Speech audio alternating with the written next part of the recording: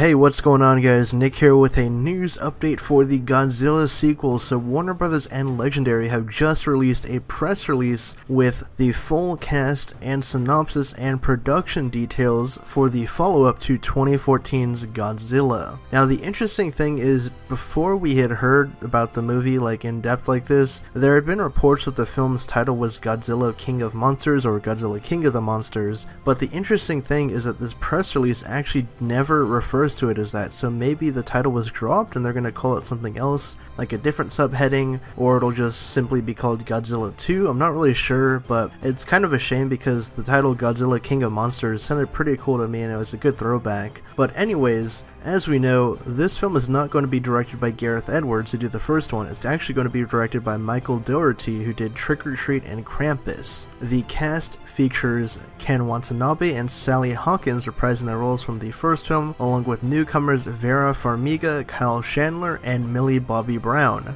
Rounding out the cast, we also have Bradley Whitford, Thomas Middleditch, Charles Dance, O'Shea Jackson Jr., Aisha Hines, and Zhang Ziyi. So the plot synopsis reads, the new story follows the heroic efforts of cryptozoological agency Monarch as its members face off against a battery of god-sized monsters, including the mighty Godzilla, who collides with Mothra, Rodan, and his ultimate nemesis, the three-headed King Ghidorah. When these ancient superspecies thought to be mere myths rise again, they all vie for supremacy, leaving humanity's very existence hanging in the balance.